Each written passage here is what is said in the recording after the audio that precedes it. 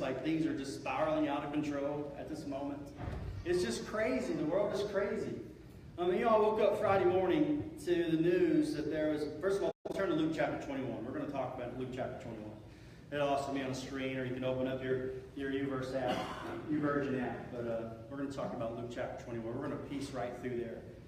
But I woke up Friday morning to the news. After all the things that have been going on with Hurricane Harvey and the devastation, and just have been following it, it's just heartbreaking, all the people that are displaced and lost their homes.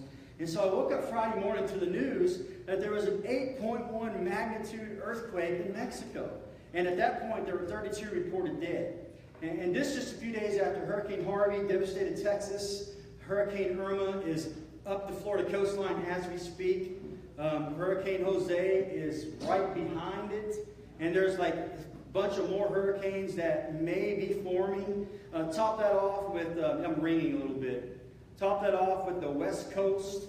Everything's on fire on the West Coast. And then top that off with North Korea and firing off missiles and testing nuclear bombs and threatening world war, and the civil unrest that's in our country, the economic issues that all this stuff is going to create. And you just imagine things are going to start going up because most of our oil come from Texas, and that's been devastated. And now Florida, 8 million mandatory evacuations in Florida. So put all this stuff and lump it all together, and it just seems like things are spiraling out of control. It feels like things are unraveling and they're falling apart. It just feels to me like, like the end is near. And you always hear that. And so I was going to go with 1 Corinthians today, and I was going to talk to you about churches behaving badly and the things that happened in 1 Corinthians. When I woke up Friday morning and I heard about this earthquake, I'm like, man, we've got to talk about this. We've got to address these issues. Now listen to this. This is something I read off the internet yesterday.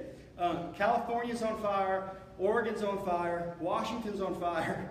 British Columbia's on fire, Alberta's on fire, Montana's on fire, Nova Scotia is on fire, Greece is on fire, Brazil is on fire, Portugal is on fire, Algeria is on fire, Tunisia is on fire, Greenland is on fire, and it's like really cold in Greenland. The Sakha Republic of Russia is on fire, Siberia is on fire, Texas is underwater, India, Nepal, Pakistan, and Bangladesh experiencing record monsoons and massive death tolls, Sierra Leone and Niger experiencing massive floods, mudslides, and deaths in the thousands, Italy, France, Spain, Switzerland, Hungary, Poland, Romania, Bosnia, Croatia, and Serbia are crushed in the death grip of a triple-digit heat wave that they have called Lucifer. Southern California is sweltering under triple-digit heat waves. In usually chilly August, the city of San Francisco shatters a record 106 degrees, which it reaches 150 degrees south of the city. Northern California continues to bake in these triple digits. Yellowstone volcano is hit with the earthquake swarm of over 2,300 tremors since June, recording a 4.4 quake on June 5th and a 3.3 on August 21. 5.3 earthquake rumbles through Idaho. Japan earthquake 6.1, possible tsunamis on the way. Mexico earthquake 8.2, imminent tsunami. Beach lines are receding about 50 plus meters. Did you see in the Bahamas the video on Facebook of the ocean has disappeared, like as far as the eye can see? It has been sucked up into this hurricane, and that water's got to come somewhere. It's got to come back from somewhere. It's not just going to stay in the atmosphere. So Hurricane Harvey and Irma, biggest ever recorded in the Atlantic. Hurricane Hosea and Katia are barreling around the Atlantic with 8 more potential forming. And last but not least, a X10 CME solar flare last night, the highest recorded solar flare ever. Wow, don't you feel good about where we are in this world right now? Man, and so with all these things just taking place, and it seems like they're all taking place right now at one time, I think we need to step up and take notice of what's going on. And when we say things like the end is near, I think that's something that, a phrase that we use, but I think it's just a term that describes the end of the world as we know it.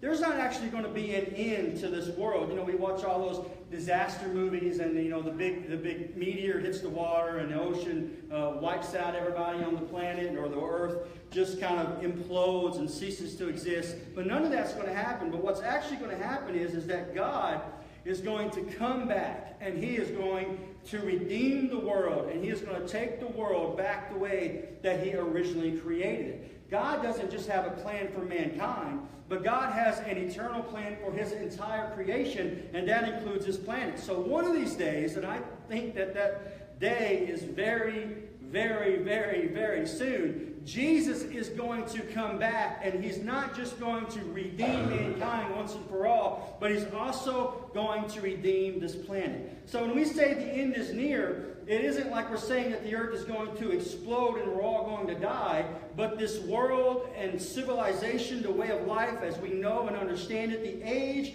of man's power and authority, the age of the devil's authority, because right now he is kind of the ruler of this world. All that is nearing an end, and there's a new beginning that's going to be starting at any time, and that is when Jesus returns. When Jesus comes to this earth, he came to redeem us, to save us from our sins. He came to die. And before Jesus left, he promised us that one day he was going to come back. And when he returned, he would return as king. And he was going to rule and reign on this earth forever. And when he returns, he will judge the wicked. And those who are wicked will be destroyed. But those who are righteous, those who have accepted his grace, who have accepted his mercy and are living their lives for him, those are the ones that will be saved. This is at the core of everything we teach and everything that we believe. This is the day that we're all anticipating, and the Bible refers to it as the great day of the Lord. So when I woke up Friday morning with this feeling, with this sense of urgency that has not left me, and that is to tell as many people possible in the wakes of all these disasters happening at one time, is that it could literally be any minute. Jesus could come back at any moment. I've never felt this type of urgency in my spirit. And so many people, we're seeing all these things happen with our own eyes, but people are refusing to accept the facts and refusing to see the signs. And so they kind of go on with their lives as normal, like they have all the time in the world. And I want to tell you guys this morning, if that's you, if you're trying to ignore all these things that are going on and just try to live your life as normal, I want to warn you this morning that God is trying to speak to us, yell to us, scream to us, and tell us that he is coming back soon.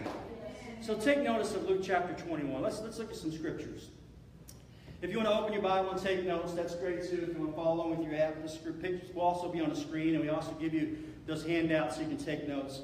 If you have any questions about any of these things, I'd be happy to talk with you in detail later. But take notice of Luke 21. We're going to start with verse 25 and 26. And then we're going to back up a little bit after that. But I want to start with verse 25 and 26 because these really just shouted out at me this week. This is Jesus talking. He said, "And there will be strange signs in the sun, moon, and stars." There will be strange signs in the sun, moon, and stars. "And here on earth the nations will be in turmoil, perplexed by the roaring seas and the strange tides. People will be terrified at what they see coming upon the earth, for the powers in the heavens will be shaken." So, a few weeks ago, I scoffed at this. As a matter of fact, I scoffed at this entire idea. On August 21st, there's this rare solar eclipse that took place, and it was kind of a rare and important because it just pretty much happened in America. And some said that it was a sign that America needed to repent because judgment was at hand. And someone's always saying that. I mean, let's just be honest. Someone's always saying that this is a sign or that's a sign, etc., etc. So I really didn't pay any attention to those voices. But now, 3 weeks later, 2 hurricanes later, another hurricane on the way, 8 forming, earthquakes, massive destruction, 1,000 homeless, the whole West Coast on fire. I'm starting to wonder if maybe there isn't something to that. And if you look at the verse again, at the very beginning of the verse, it says, "There will be strange signs in the sun and the moon and stars." Now, first of all, for whatever reason, God uses the heavens to give us signs. If you don't believe that, then fundamentally, you have to throw out the whole scripture where the wise men followed a star to find the baby Jesus. So obviously, God uses the heavens to give us signs. As a matter of fact, it said when God created in Genesis, when God created the heavens, he created the heavens and the sun and the stars for seasons and also for signs. Now, I don't understand how it works, and if I was to walk out tonight and look up at the sky, I can't tell you any constellation except for maybe the Big Dipper, and that's because the North Star is the brightest, and I can kind of pick that out. I don't know anything else about the sky. But there's something, and there's a lot of strange things that's been happening in the sky. For instance, on September 23rd, which is just a couple of weeks, there's going to be this rare alignment of stars and planets that hasn't happened in over 7,000 years. And I'm not going to go into detail about it because I'm not a person, astrologer or person, or whatever, a guy who looks at stars. Is that it?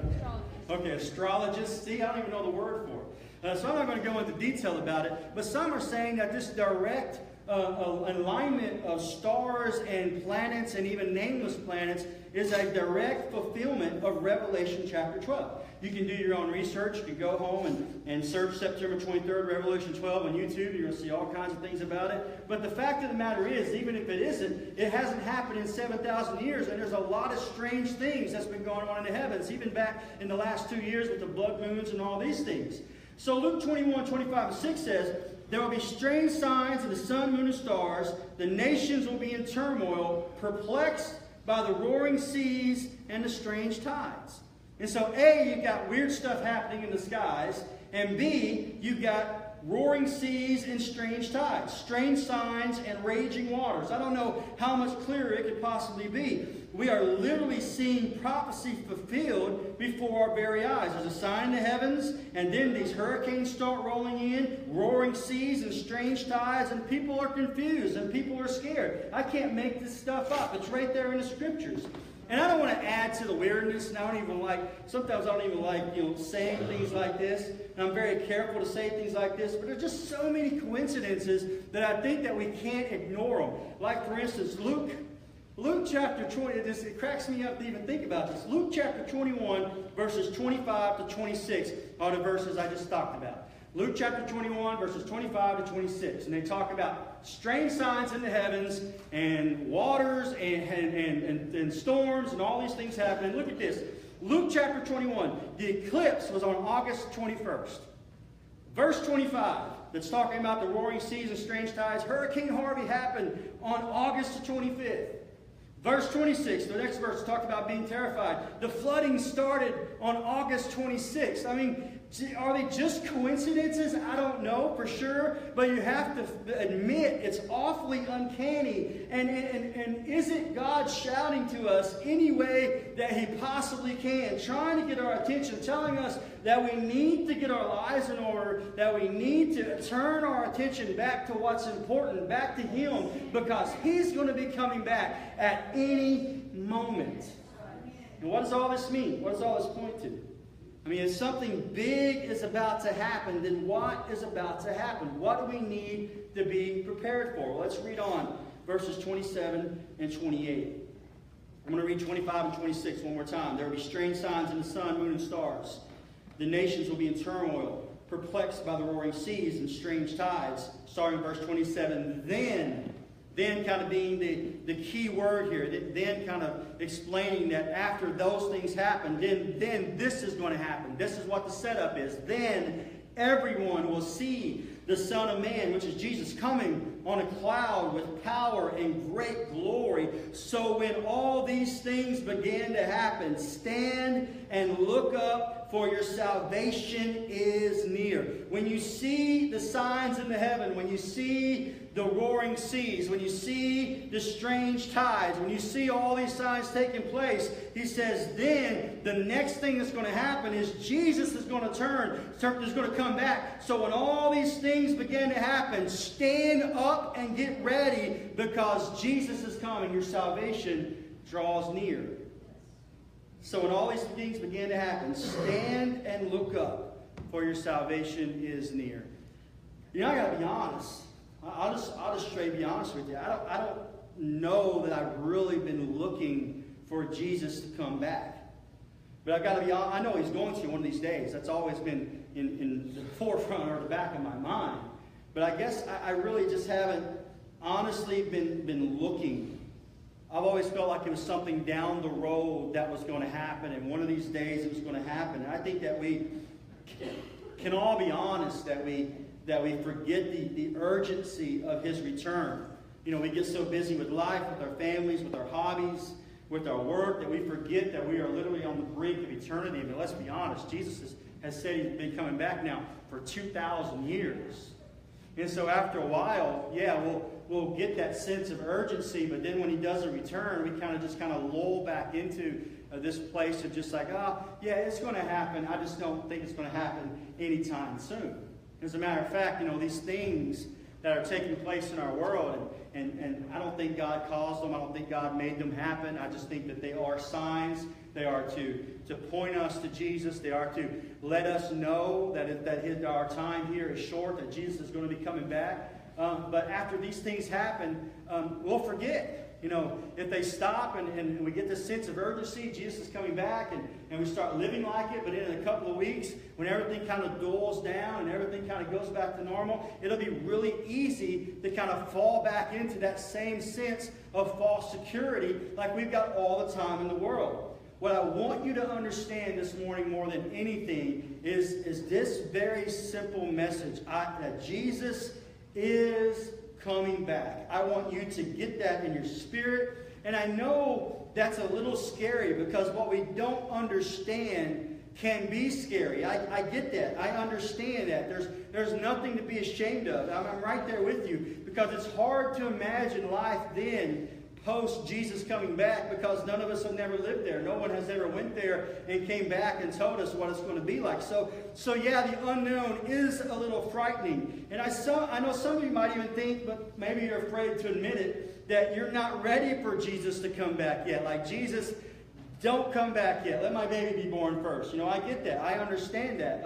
I want to see my kids grow up first. Or I want to go on this Disney vacation that I've been saving years up for. Or I want to take my grandkids to Disney. Or I want to see, you know, I want some things to happen before you come back. And so I understand the kind of the fear of not knowing what it's going to be like. But let me just assure you today that there's nothing to be scared of. Because when Jesus returns, all things are going to be set right. And life will be like he meant it to be in the beginning. And you will enjoy life more than you have ever enjoyed it before. He has something, not just life, but life in abundance and more abundantly than you have ever possibly imagined. So I understand that fear of the unknown and not knowing what it's going to be like. But have faith that God has something wonderful and incredible for you that you cannot even possibly imagine.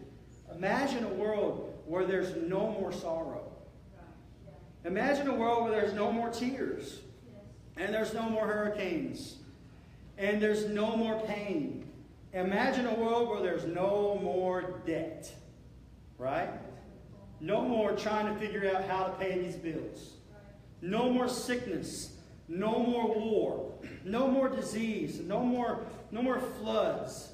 And no more homelessness. And no more abuse. And no more addictions. And no more drugs. And no more racism. And no more forest fires, and no more achy bones, and no more nuclear bombs, no threats, and no fear, and no intimidation, no self-deprecation. It will be perfect. It will be a perfect life.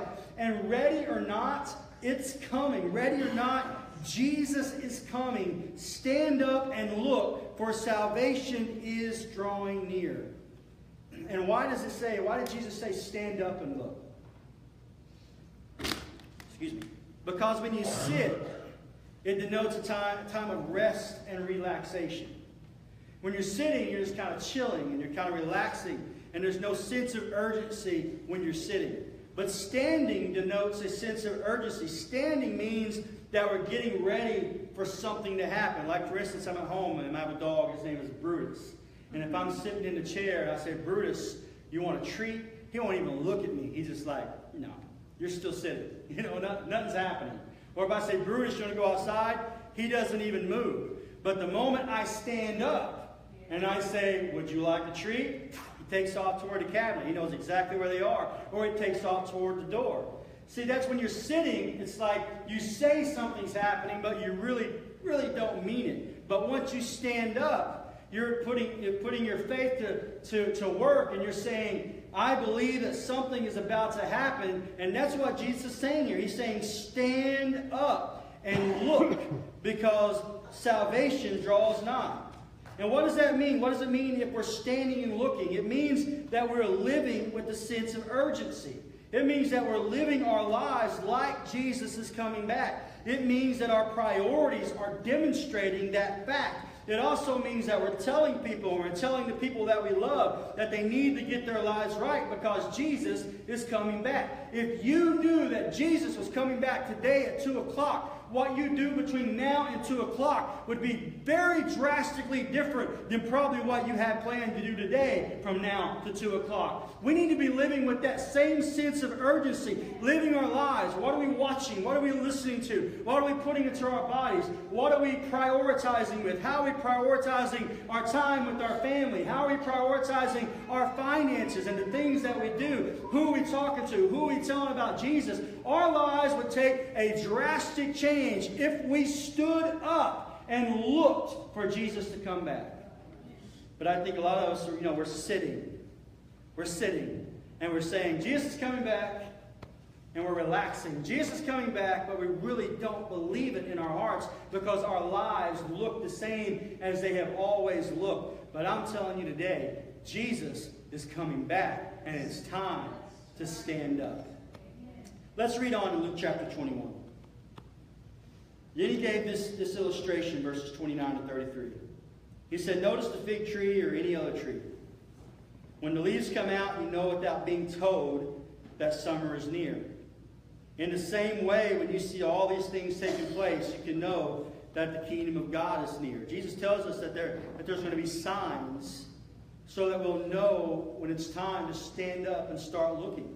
Just like when you go out and you see the leaves on the tree and they start changing, like here before long, the leaves are going to start falling. We know that the season is changing.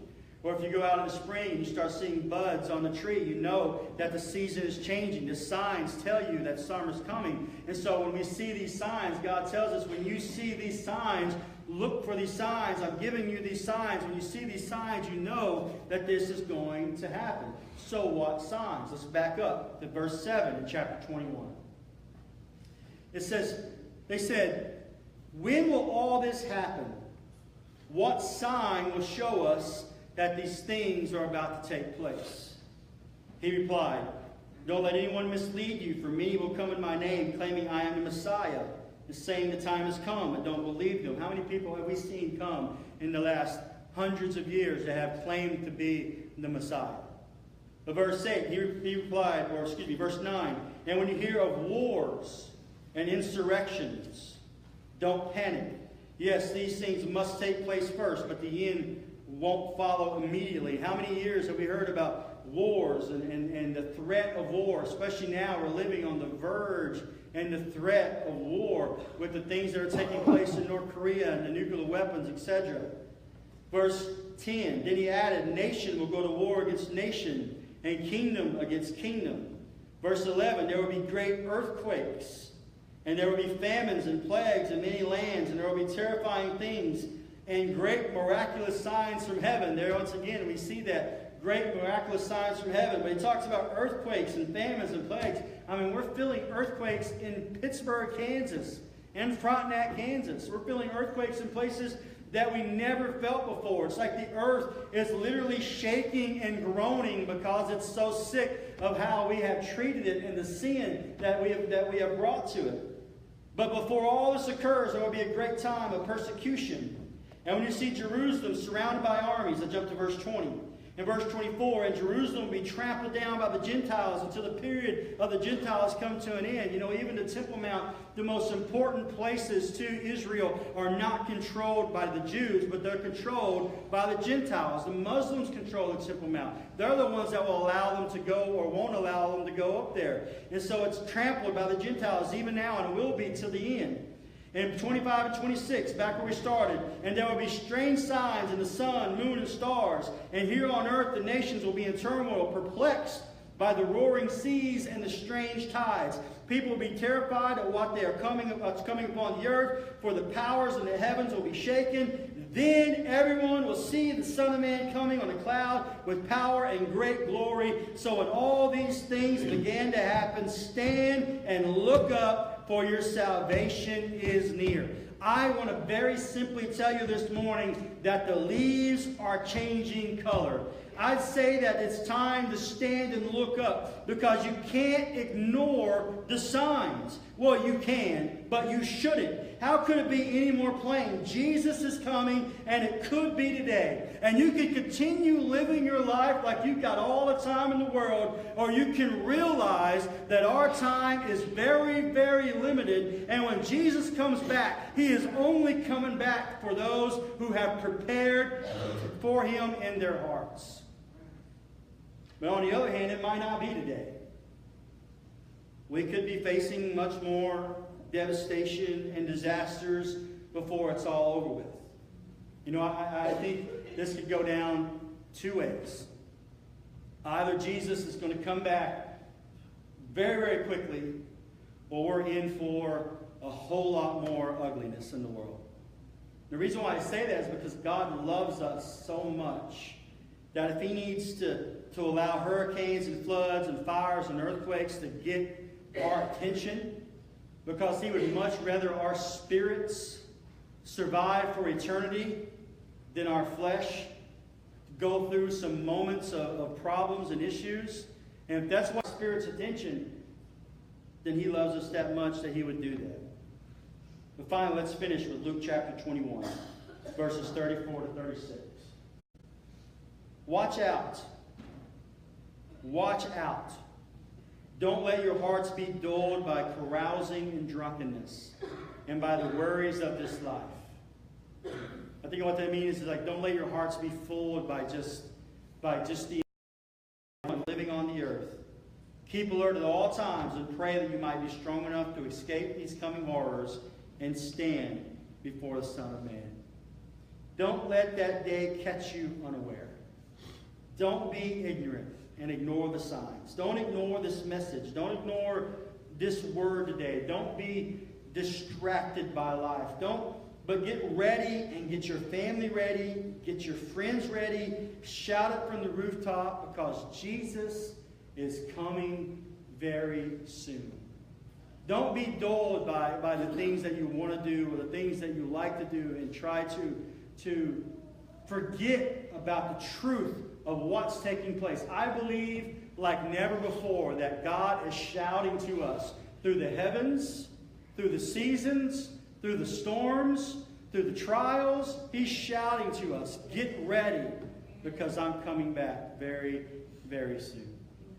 I was going to read you a parable Jesus told about 10 virgins who were waiting for the coming of the bridegroom representing Jesus, and the 10 virgins representing us. But instead of just telling you, I'm just going to show you this real quick clip. If you could watch this.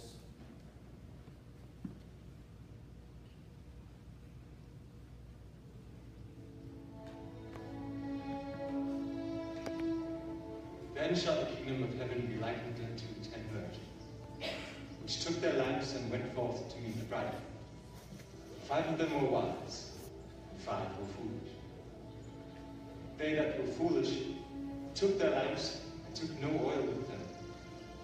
But the wise took oil in their vessels with their lamps. While the bridegroom tarried, they all slumbered and slept. And at midnight there was a cry made, Behold, the bridegroom cometh. Go ye out to meet him. And all those virgins arose and trimmed their lamps.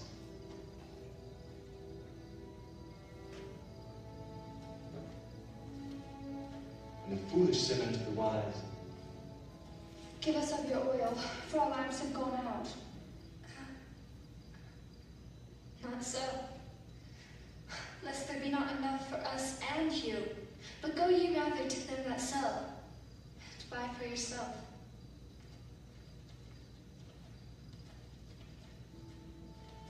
And while they went to buy, the bridegroom came.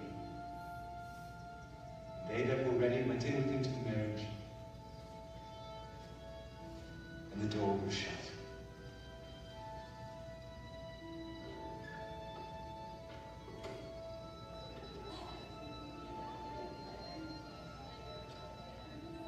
Afterward came also the other virgins, saying, Lord, Lord, open to us. But he answered and said, Verily, I say unto you, I know you not. Watch, therefore, for ye know neither the day nor the hour wherein the Son of Man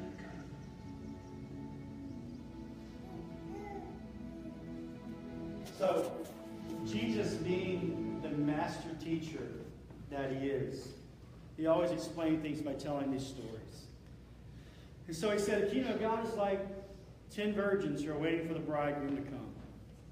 And of course you see through the story exactly what happened. 5 of them were prepared, and 5 of them didn't prepare.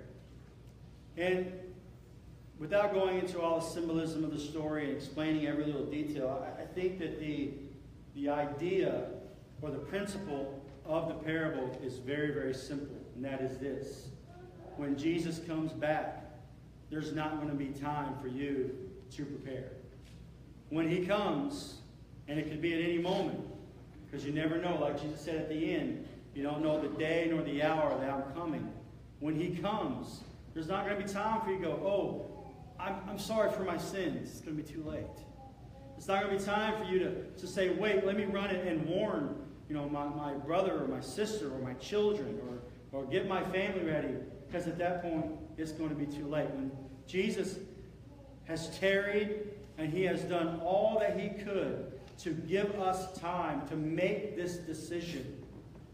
And at that point, it'll be too late. And also, he's coming back for people who are living for him, who are dedicating their lives to him, who he is the Lord of their lives. Not people who just play church, and not people who are just sitting in the lounge chair talking about things, but he's coming back for those who are standing up and looking. So my question to you today is this. Are you ready for Jesus to come back? Is your heart prepared? Are you standing and looking? And I don't mean just, oh, yeah, I know he's coming back. I'm telling you, he could come back today. If not today, he could come back tomorrow. We don't know when he's going to come back. But when he comes back, he's coming back for people who are ready, who are prepared, who are watching, and who are waiting. And I pray that every single one of us will be watching and waiting. Now's the time to fill up those vessels before it's too late. Let's all stand.